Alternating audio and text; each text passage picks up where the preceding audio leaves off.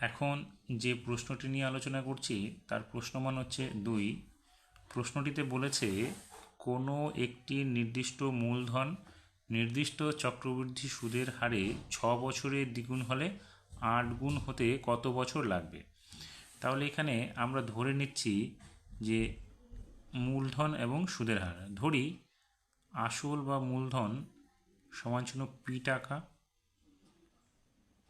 এবং চক্রবৃদ্ধি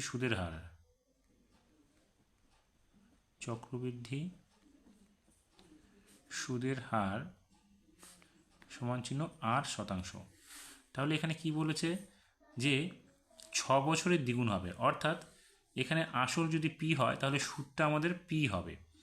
তাহলে আমরা এখানে লিখে নিতে পারি যে p into 1 plus r by 100 to the power, এখানে 6 বছর বলেছে, তাহলে আমরা এখানে 6 লিখব, সমান চিহ্ন এখানে আমরা লিখব হচ্ছে 2p। অর্থাৎ যে আসল যদি পি হয় তাহলে আমাদের 6 বছর পরে এটা ডবল হয়ে যাবে, অর্থাৎ 2p হবে। এবার দেখো আমরা দুই দিক থেকে যদি পিকে সরিয়ে দিই তাহলে আমরা কি লিখতে পারি, তাহলে এখানে লিখতে পারি 1 plus r by 100 to the power 6 equals to 2। এবার আমরা দ্বিতীয় ক্ষেত্রে কি বলেছে, 8 বছরে 8 গুণ হবে কত বছরে। তাহলে এটা যদি প্রথম ক্ষেত্রে হয় বা প্রথম শর্তানুসারে যদি হয়,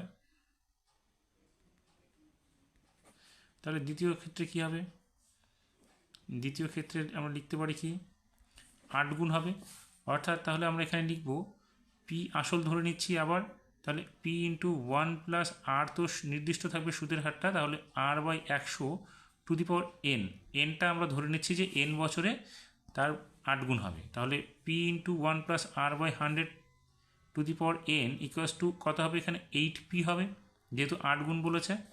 তাহলে এখানে আমরা ধরে নিচ্ছি যে এন বছরে 8 গুণ হবে। তাহলে এবার পি বোথ সাইড থেকে সরে গেলে এখানে কি হবে, 1 plus r by 100 to the power n equals to এখানে হবে 8, বা 1 plus r by 100 to the power n equals to কী হবে, 2 টু দি পাওয়ার এখানে কিউব হয়ে যাবে,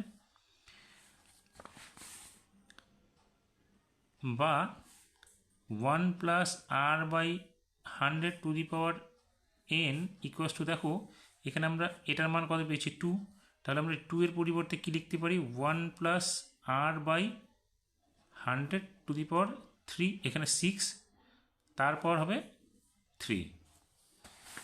তাহলে এখানে কি হবে, তাহলে 1 plus r by 100 to the power n equals to এই পাওয়ারটার সঙ্গে এই পাওয়ারটা কী হবে, গুণ হয়ে যাবে। তাহলে আমরা এখানে লিখব কি 1 plus r by 100 to the power 3 6 18 এখানে হয়ে গেল। তাহলে দেখো ভিতরে একই রাশি আছে আর উপরে এনের জায়গায় কত আছে 18, তাহলে আমরা সুতরাং লিখতে পারি কি এন ইকুয়ালস টু 18। তাহলে উত্তরটা আমরা কি লিখব যে 18 বছরে নির্দিষ্ট মূলধন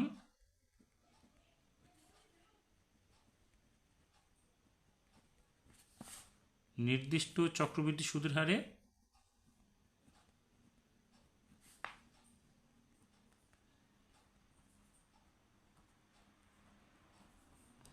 সুদের হারে 8 গুণ হবে। এই হয়ে গেল আমাদের অঙ্কটির সমাধান।